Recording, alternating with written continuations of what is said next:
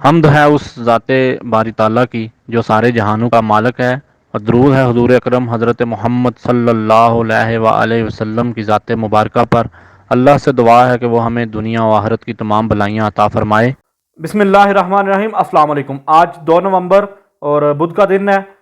6 ربیع الثانی ہے اسلامی ماہ کی۔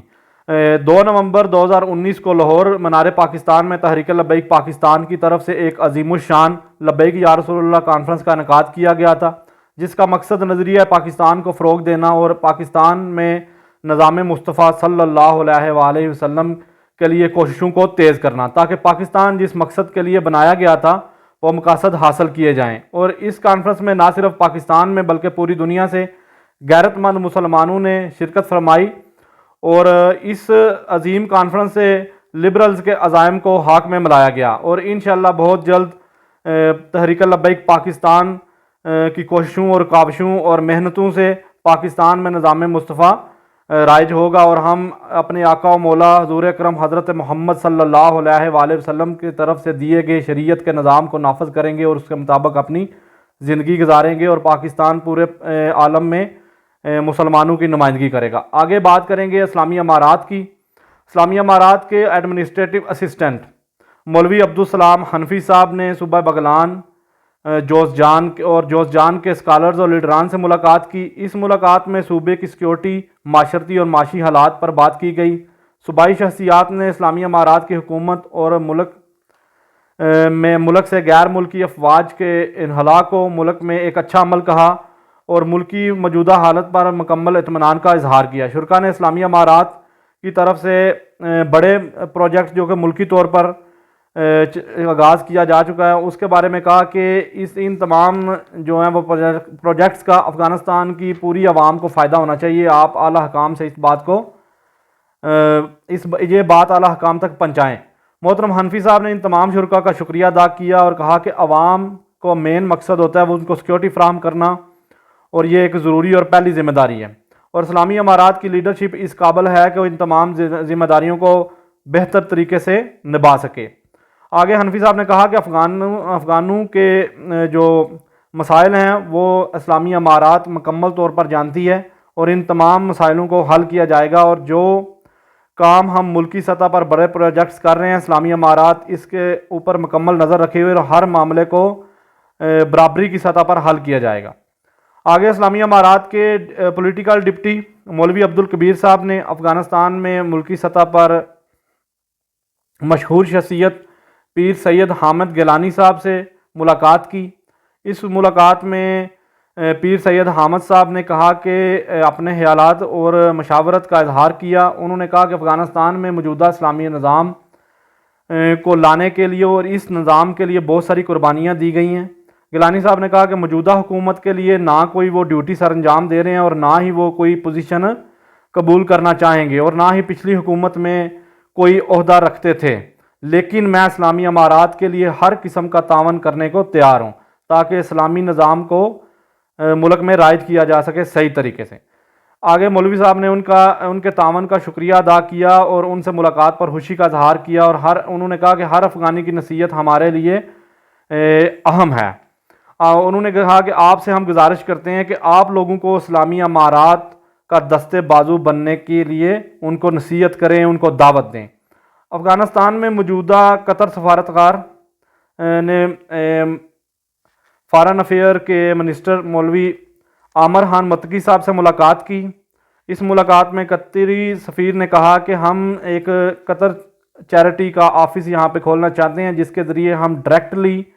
ضرورت مند لوگوں، بیواؤں اور یتیموں کو ضروری سہولیات فراہم کر سکیں۔ انہوں نے مزید کہا کہ قطر افغانستان کے ساتھ اپنے تعلقات کو اور مضبوط کرنا چاہتا ہے۔ مولوی عامر خان متقی صاحب نے ان کا شکریہ ادا کیا اور کہا کہ ہم یقین دلواتے ہیں کہ قطر چیریٹی کی سرگرمیوں میں مکمل تعاون کریں گے۔ آخر پر متقی صاحب نے کہا کہ ہم قطر کی طرف سے کی جانے والی امداد کو کبھی نہیں بھولیں گے، اور قطر وہ واحد اسلامی ملک ہے جس نے افغانستان کو ہر سطح پر ان کا تعاون کیا طالبان کے ساتھ۔ اس کے علاوہ اب بھی اسلامی امارات میں وہ بہت سارے کام کر رہے ہیں۔ آگے بڑی اہم خبر ہے، سچ کی طاقت سچی ہوتی ہے اور سچ کبھی جھک نہیں سکتا۔ پچھلے ماہ یونائٹڈ نیشن کا خاص نمائندہ رچرڈ بینٹ افغانستان میں انسانی حقوق کے بارے میں انفارمیشن اکٹھی کرنے آیا تھا، اور یہاں سے واپس جانے کے بعد اس نمائندے نے افغانستان کے بارے میں ٹویٹر پر غلط رپورٹ شائع کی، جس پر افغانستان کے فارن افیئر منسٹری نے اس رپورٹ کو غلط قرار دیا اور اداروں پر سوال اٹھایا کہ آپ کے اداروں کی طرف سے یہ نمائندگان آتے ہیں، اور اس طرح پوری دنیا میں آپ کو جو ایک ساکھ ہے وہ کمزور ہوگی۔ اصل بات کی طرف کہ آج اس نمائندے نے ایک پریس کانفرنس کی یو این کے پلیٹ فارم سے، لیکن سوائے گنتی کے 4 رپورٹر کے علاوہ کوئی رپورٹر وہاں پہ نہیں تھا۔ 125 سے زائد کرسیاں خالی پڑی رہی، اور مغربی صحافیوں نے اس بے بنیاد رپورٹ کو ریجیکٹ کر دیا، اور اس موقع پر انسانی تنظیموں کے جو علمدار بنے ہوئے ہیں ان پر ایک سوال اٹھتا ہے کہ ان کے پاس واقعی اس بات کا کوئی جواب نہیں، غلط رپورٹیں ان کے نمائندگان شائع کر رہے ہیں۔ آگے ministry of martyr and disabled affair کے منسٹر ملا عبد الماجد اہن صاحب نے ترکی کے چیریٹی فاؤنڈیشن ندال خیر کے سربراہ شیخ حمزہ صاحب سے ملاقات کی۔ اس ملاقات میں انہوں نے ان سے ریکویسٹ کی کہ آپ افغانستان میں یتیموں اور ڈسیبل معذور لوگوں کے لیے ووکیشنل ایجوکیشن سینٹرز اوپن کریں، جس پر حمزہ صاحب نے انہیں کہا کہ ہم پورے افغانستان میں ڈسیبل سینٹرز اوپن کریں گے اور لوگوں کو اچھا ماحول فراہم کریں گے تاکہ وہ اپنے بل بوتے سے اپنے کاموں کو سیکھ کر خود اپنی زندگی کے لیے بہتر کام کر سکیں۔ آگے افغانستان میں سرمایہ کاری کے اچھے مواقع کو دیکھتے ہوئے روس کے بہت سارے جو سرمایہ کار ہیں انہوں نے انرجی کے سیکٹر میں سرمایہ کاری کرنے کے لیے افغان حکومت سے رابطہ کیا ہے۔ صوبہ ہرات میں ریلوے انتظامیہ کی طرف سے تعمیر کی جانے والی تیسرا سیشن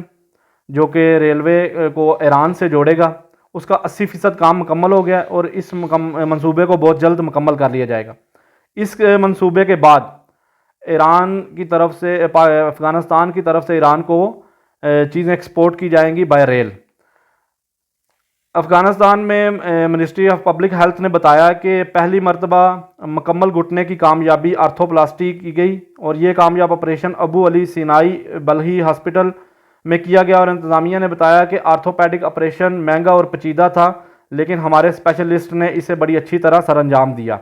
اس کے علاوہ حکام نے بتایا کہ چیریٹی آرگنائزیشن کی مدد سے ہم نے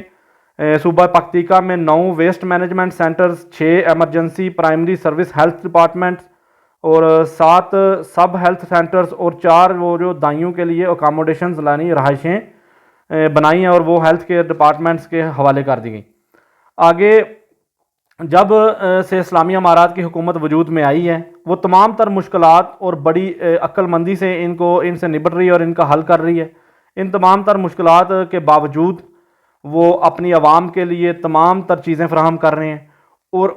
دوسرے ملکوں سے اپنے تعلقات برابری کی سطح پر قائم کر رہے ہیں۔ اسلامی امارات میں انہوں نے کوئی ایسا فیصلہ نہیں کیا جو ملکی اقدار اور اسلام کی اقدار کے خلاف ہو۔ ہر ایک معاملے میں اسلام کو پہلے رکھ رہے ہیں، ملکی اقدار کو پہلے رکھ رہے ہیں، اور تمام تر ملکوں سے وہ اسی سطح پر اپنے تعلقات قائم کر رہے ہیں، جس سے ہمیں پتہ چلتا ہے کہ مسلمانوں کو کسی چیز کی ضرورت نہیں ہے، مسلمانوں کو صرف مشکل وقت میں اچھے فیصلے کرنے کی ضرورت ہوتی ہے، اور وہ فیصلے تمام تر مسلم ممالک کر سکتے ہیں۔ آج کے لیے اتنا ہی، جزاک اللہ۔